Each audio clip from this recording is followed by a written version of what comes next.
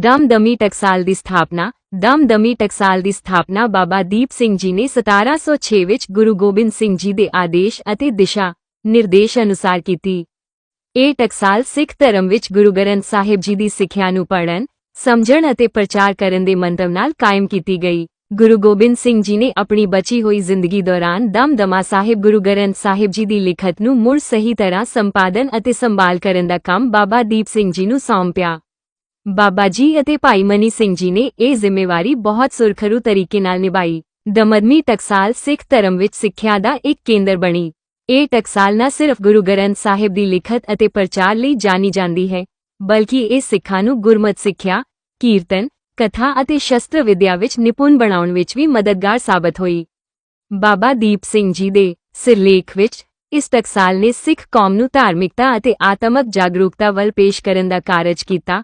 ਦਮਦਮੀ ਟਕਸਾਲ ਦੀ ਸਥਾਪਨਾ ਦਾ ਮੁੱਖ ਮਕਸਦ ਸਿੱਖਾਂ ਨੂੰ ਗੁਰਬਾਣੀ ਪੜ੍ਹਨ ਅਤੇ ਲਿਖਣ ਦੀ ਸਿੱਖਿਆ ਦੇਣਾ ਸੀ, ਤਾਂ ਜੋ ਸਿੱਖ ਸੰਗਤ ਸਵੈ ਨਿਰਭਰ ਹੋ ਕੇ ਗੁਰਬਾਣੀ ਦੀ ਬਾਣੀ ਨੂੰ ਸਮਝ ਕੇ ਆਪਣੇ ਜੀਵਨ ਵਿੱਚ ਲਾਗੂ ਕਰ ਸਕੇ। ਬਾਬਾ ਦੀਪ ਸਿੰਘ ਜੀ ਦੀ ਨੇਤਰਤਾ ਹੇਠ ਇਹ ਟਕਸਾਲ ਸਿੱਖੀ ਦੇ ਮੂਲ ਸਿਧਾਂਤਾਂ ਨੂੰ ਪ੍ਰਚਾਰ ਕਰਨ ਲਈ ਸਿੱਖ ਧਰਮ ਦਾ ਮਹੱਤਵਪੂਰਨ ਅੰਗ ਬਣੀ।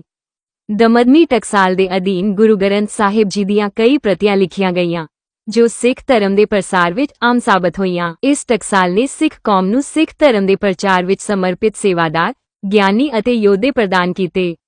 ਬਾਬਾ ਦੀਪ ਸਿੰਘ ਜੀ ਦੇ ਇਸ ਯਤਨ ਨੇ ਸਿੱਖ ਧਰਮ ਨੂੰ ਧਾਰਮਿਕ ਰੂਪ ਵਿੱਚ ਮਜ਼ਬੂਤ ਬਣਾਉਣ ਵਿੱਚ ਮਹੱਤਵਪੂਰਨ ਭੂਮਿਕਾ ਨਿਭਾਈ, ਜਿਸ ਦਾ ਅਸਰ ਅੱਜ ਤੱਕ ਸਿੱਖ ਕੌਮ ਦੇ ਜੀਵਨ ਤੇ ਸਪਸ਼ਟ ਹੈ। ਬਹਾਦਰੀ ਅਤੇ ਯੁੱਧ। ਬਾਬਾ ਦੀਪ ਸਿੰਘ ਜੀ ਦੀ ਜ਼ਿੰਦਗੀ ਸਿੱਖ ਧਰਮ ਦੀ ਰੱਖਿਆ ਅਤੇ ਇਸ ਦੇ ਪ੍ਰਸਾਰ ਲਈ ਕਈ ਯੁੱਧਾਂ ਅਤੇ ਜੰਗਾਂ ਵਿੱਚ ਭਾਗ ਲੈ ਕੇ ਬਹਾਦਰੀ ਅਤੇ ਸ਼ਹਾਦਤ ਦੀ ਮਿਸਾਲ ਪੈਦਾ ਕਰਨ ਵਾਲੀ ਸੀ।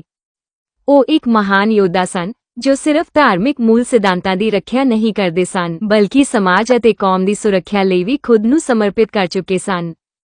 ਉਹ ਗੁਰੂ ਗੋਬਿੰਦ ਸਿੰਘ ਜੀ ਦੇ ਨਾਲ ਕਈ ਮਹੱਤਵਪੂਰਨ ਲੜਾਈਆਂ ਵਿੱਚ ਸ਼ਾਮਿਲ ਹੋਏ, ਜਿਵੇਂ ਕਿ ਬੱਚਾ ਪਠੇੜੀ ਅਤੇ ਨਾਂਦੇੜੀ ਦੀ ਲੜਾਈ ਵਿੱਚ। ਬਾਬਾ ਦੀਪ ਸਿੰਘ ਜੀ ਨੇ ਸਿੱਖ ਧਰਮ ਦੇ ਰਖਵਾਲਿਆਂ ਲਈ ਸ਼ਾਹੀ ਫੌਜਾਂ ਅਤੇ ਮੁਗਲਾਂ ਨਾਲ ਕਈ ਯੁੱਧ ਲੜੇ।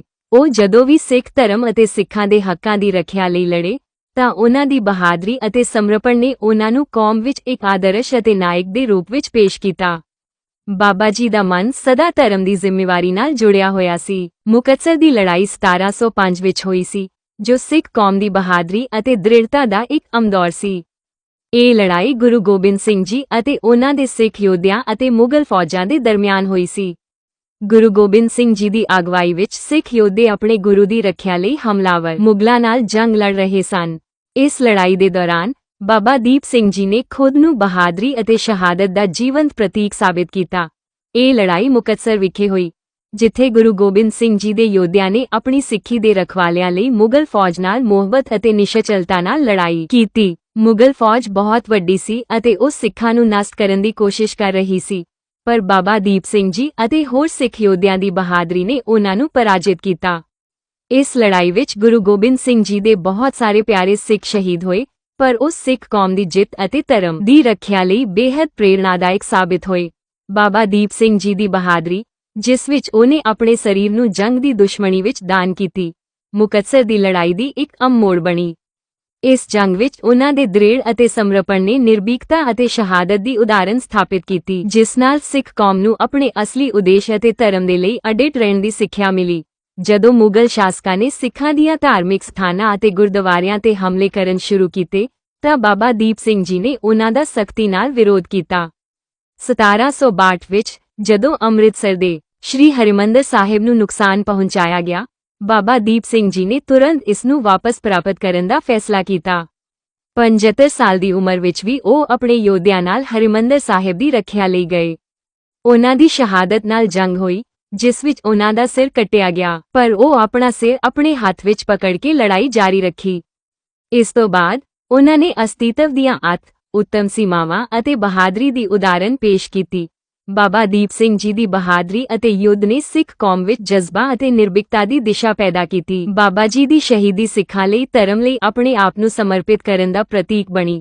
ਉਨ੍ਹਾਂ ਨੇ ਸਿੱਖਾਂ ਨੂੰ ਇਹ ਸਿਖਾਇਆ ਕਿ ਗੁਰੂ ਦੇ ਦਰ ਤੇ ਆਪਣੇ ਜ਼ਿੰਦਗੀ ਦੇ ਹਰ ਪਲ ਨੂੰ ਸਮਰਪਿਤ ਕਰਨਾ ਅਤੇ ਧਰਮ ਦੀ ਰੱਖਿਆ ਲਈ ਅਡੋਲ ਰਹਿਣਾ ਇੱਕ ਸੱਚੇ ਸਿੱਖ ਦੀ ਪਹਿਚਾਣ ਹੈ। 13 ਨਵੰਬਰ 1757 ਨੂੰ ਬਾਬਾ ਦੀਪ ਸਿੰਘ ਜੀ, ਪਰ ਉਨ੍ਹਾਂ ਦੀ ਸ਼ਹੀਦੀ ਸਿਰਫ ਸਰੀਰਕ ਮੌਤ ਤੱਕ ਸੀਮਿਤ ਨਹੀਂ ਸੀ, ਬਲਕਿ ਉਹਨਾਂ ਦੀ ਸ਼ਹਾਦਤ ਨੇ ਸਿੱਖ ਕੌਮ ਵਿੱਚ ਬੇਮਿਸਾਲ ਪ੍ਰੇਰਣਾ ਭਰੀ। ਉਹਨਾਂ ਦੀ ਸ਼ਹੀਦੀ ਦਾ ਸੰਦੇਸ਼ ਇਹ ਸੀ ਕਿ ਧਰਮ ਅਤੇ ਸੱਚਾਈ ਦੀ ਰੱਖਿਆ ਲਈ ਆਪਣੀ ਜ਼ਿੰਦਗੀ ਸਮਰਪਣ ਕਰਨੀ ਸਭ ਤੋਂ ਵੱਡੀ ਸੇਵਾ ਹੈ।